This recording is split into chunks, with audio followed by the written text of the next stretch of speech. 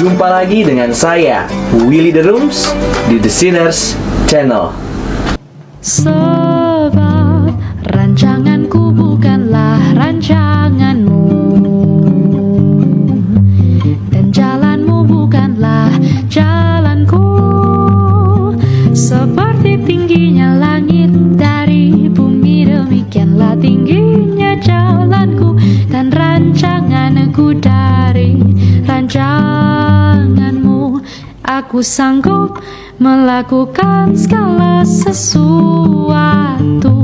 tidak ada rencanaku yang gagal. Percayalah kepadaku, aku tahu rancanganku bagimu.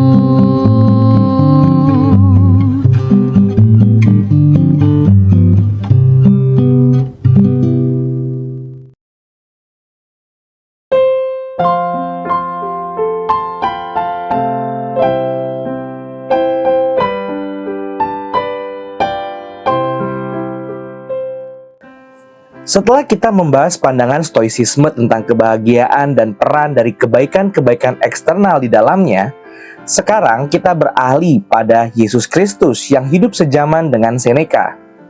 Dalam khotbah di bukit yang terkenal dari Matius pasal 5, Yesus berkata demikian, "Berbahagialah orang yang miskin di hadapan Allah, karena merekalah yang empunya kerajaan sorga. Berbahagialah orang yang berduka cita, karena mereka akan dihibur. Berbahagialah orang yang lemah lembut, karena mereka akan memiliki bumi. Berbahagialah orang yang lapar dan haus akan kebenaran, karena mereka akan dipuaskan.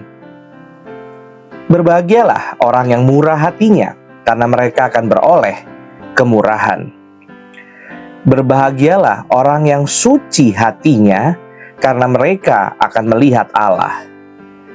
Berbahagialah orang yang membawa damai, karena mereka akan disebut anak-anak Allah. Berbahagialah orang yang dianiaya oleh sebab kebenaran, karena merekalah yang empunya kerajaan sorga. Berbahagialah kamu jika karena aku kamu dicela dan dianiaya, dan kepadamu difitnahkan segala yang jahat. Bersukacita dan bergembiralah, karena upahmu besar di surga, sebab demikian juga telah dianiaya nabi-nabi yang sebelum kamu. Kamu adalah garam dunia. Jika garam itu menjadi tawar, dengan apakah ia diasinkan? Tidak ada lagi gunanya selain dibuang dan diinjak orang. Kamu adalah terang dunia. Kota yang terletak di atas gunung tidak mungkin tersembunyi. Lagi pula, orang tidak menyalakan pelita lalu meletakkannya di bawah gantang, melainkan di atas kaki dian sehingga menerangi semua orang di dalam rumah itu. Demikianlah hendaknya terangmu bercahaya di depan orang, supaya mereka melihat perbuatanmu yang baik dan memuliakan Bapamu yang di surga." Untuk memulai perbandingan konsep kebahagiaan dalam stoicisme dan ajaran Yesus, adalah menarik untuk memperhatikan bahwa kata Yunani makarios yang sering kali diterjemahkan dalam bahasa Inggris sebagai blessed, terkadang diterjemahkan pula sebagai happy, sebagaimana dalam bahasa Indonesia berbahagialah. Akan tetapi, mayoritas terjemahan bahasa Inggris versi King James Version, NIV, NASB, dan ESV tampaknya menolak untuk menerjemahkan sebagai happy, demi menghindari konotasi modern dari kata happy sebagai kondisi perasaan subjektif manusia. Selanjutnya, para sarjana Perjanjian Baru menunjukkan bahwa kata blessed dalam konteks khotbah di bukit ini sebenarnya merujuk pada penilaian objektif dari sudut pandang Allah, terlepas dari perasaan subjektif seseorang. Jadi, orang yang berbahagia dalam khotbah Yesus ini adalah orang-orang yang menerima perkenanan dari Allah, terlepas dari apakah mereka memiliki perasaan senang atau bahagia atau tidak. Makna objektif dari blessedness, makarios ini paling jelas terlihat ketika dalam ayat 10-11 Yesus berkata bahwa dalam kondisi penganiayaan, orang Kristen tetap diberkati atau berbahagia dalam perspektif Allah. kondisi eksternal yang buruk tidak dapat menghilangkan kebahagiaan objektif orang Kristen di mata Allah. Di sini kita melihat kemiripan pertama antara kekristenan dan stoicisme, di mana kedua filsafat hidup ini memberikan penekanan pada sisi objektif dari kebahagiaan dan bukan sisi subjektif kebahagiaan sebagai sebuah perasaan.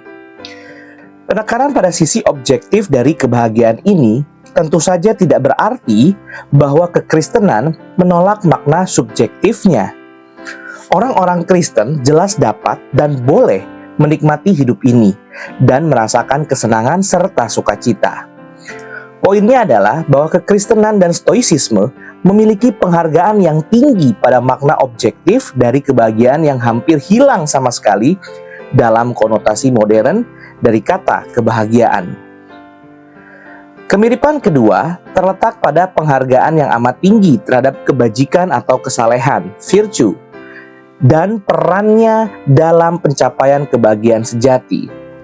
Dalam khotbah, Yesus menyebutkan kebajikan-kebajikan seperti kelemah lembutan di ayat kelima, kemurah hatian di ayat 7, dan kesucian atau kemurnian hati di ayat 8 sebagai syarat untuk menjadi orang yang diberkati atau berbahagia dalam perspektif Tuhan.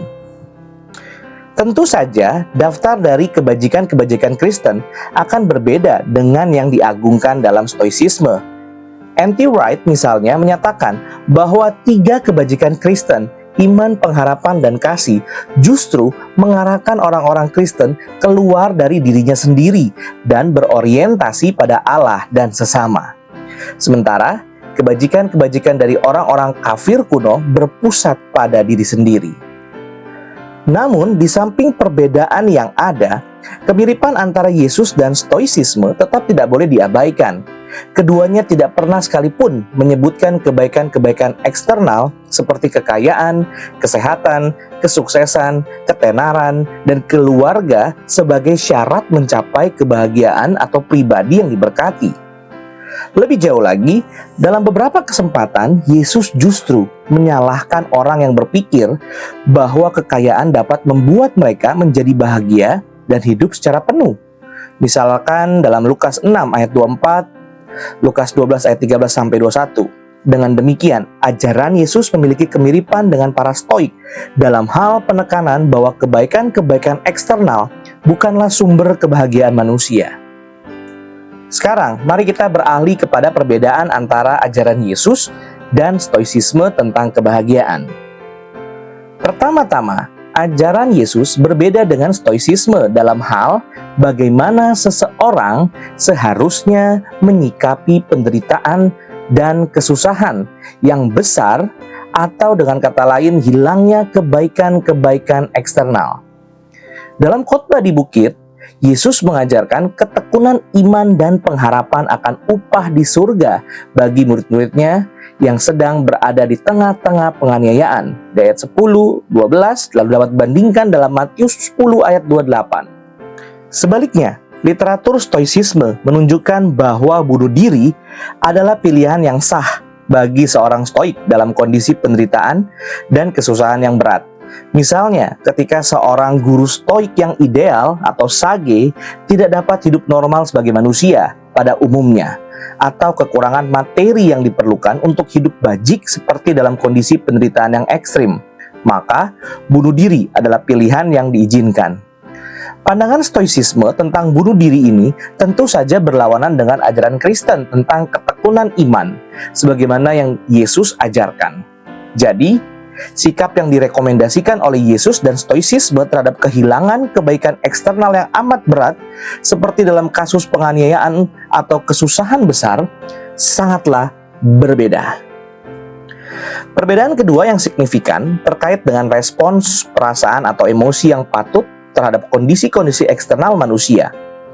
Stoicisme mengajarkan bahwa hanya ada 3 kategori emosi yang baik dan patut atau eupatheia bagi manusia. Ketika emosi itu adalah sukacita bagi hal-hal baik pada masa kini, present goods, kewaspadaan kadangkala disebutkan kepercayaan diri terhadap hal-hal jahat atau buruk yang mungkin terjadi di masa depan, prospective evils, dan berharap terhadap hal-hal baik yang mungkin muncul di masa depan, prospective goods. Kategori keempat yang mungkin ada yaitu emosi yang patut terhadap kejahatan masa kini, present evils, merupakan the missing genus dari perasaan dalam psikologi stoicisme. Oleh karena itu, dalam stoicisme, seorang guru yang telah mencapai pemahaman sempurna dipandang sebagai seseorang yang telah bebas atas semua bentuk perasaan duka cita dan kesedihan. Gambaran guru stoik ideal yang terbebas dari duka cita dan kesedihan seperti ini tentu saja tidak cocok dengan khotbah di bukit, karena Yesus tidak merendahkan orang Kristen yang berduka cita di ayat yang keempat, namun mengajarkan bahwa Allah akan menghibur mereka. Lebih utama lagi, gambaran Alkitab tentang Yesus berbeda secara radikal dengan gambaran seorang guru ideal dalam stoicisme yang tidak boleh menunjukkan emosi duka cita maupun kesedihan sama sekali.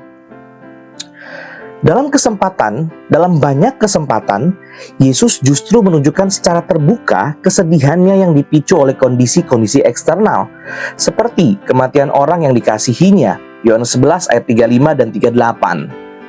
Oleh karena itu, dalam pembahasan mengenai kebajikan, Thomas Aquinas berargumentasi bahwa perasaan sedih dapat berjalan selaras dengan kebajikan moral karena Kristus yang sempurna dalam kebajikan pun mengalami kesedihan. Matius 26 ayat 38. Dengan demikian, Aquinas berkomentar bahwa pandangan stoik bahwa seorang yang bajik tidak boleh sedih adalah pandangan yang tidak masuk akal.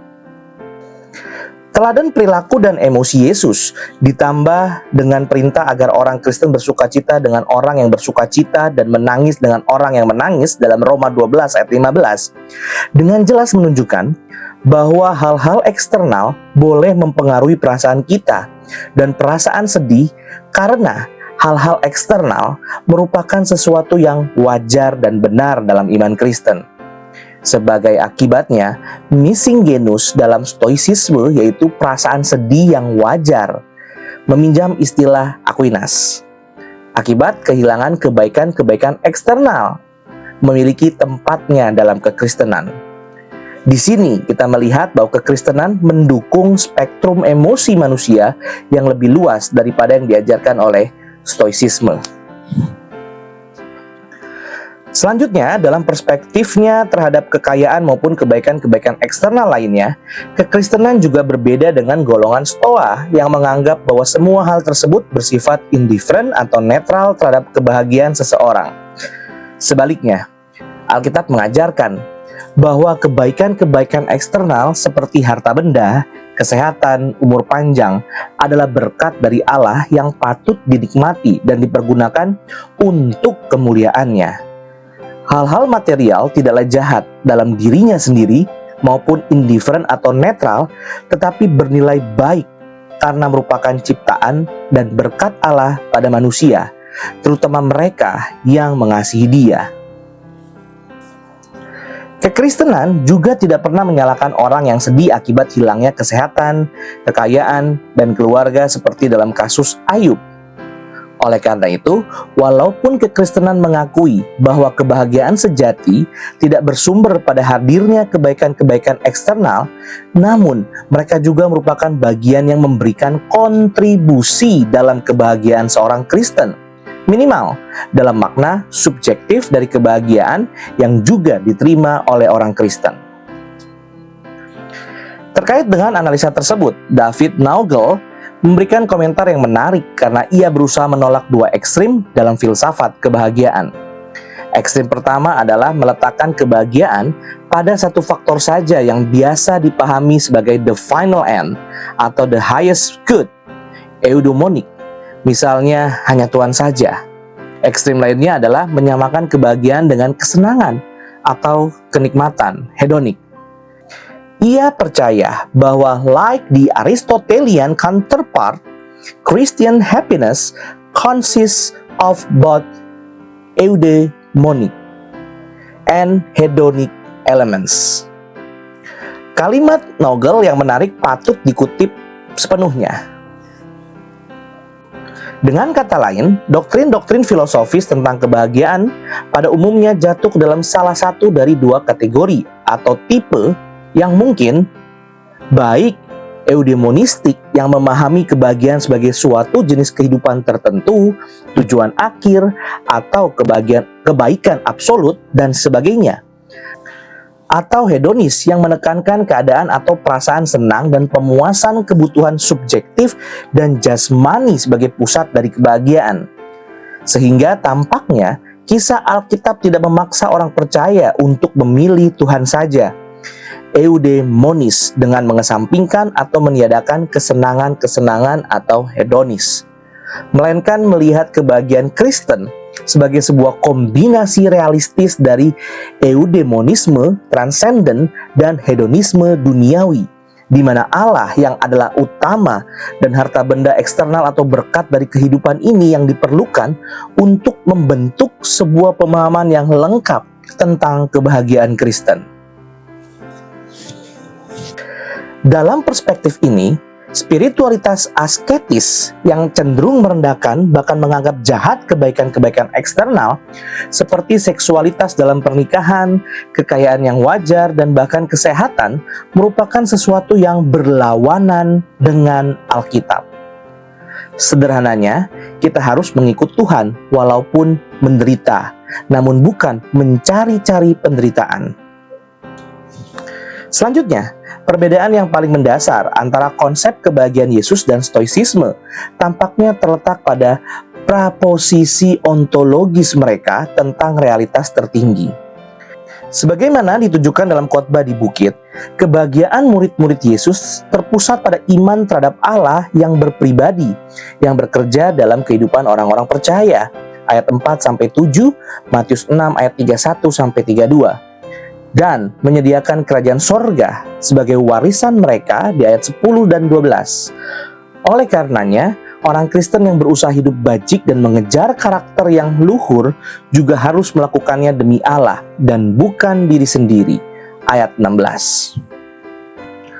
Bertentangan dengan konsep Kristen tersebut, stoisisme mengarahkan kita untuk mengikuti kodrat melalui kehidupan yang berpusat pada pikiran sebagai jalan menuju kebahagiaan. Di sini kata Allah mengacu pada realitas tertinggi atau Allah dalam pemahaman panteisme dan monisme dari stoisisme. Oleh karena itu, iman kepada Allah yang berpribadi adalah theological virtue yang eksis dalam kekristenan, Ibrani 11 ayat 16. Namun, absen dalam stoisisme karena digantikan dengan kekuatan kehendak pikiran manusia. Berdasarkan hal ini, hipotesa bahwa stoisisme telah mempengaruhi ajaran kekristenan melalui Paulus tidaklah memiliki dasar yang kuat karena pertentangan di antara keduanya cukup jelas. Terima kasih. Tuhan Yesus memberkati.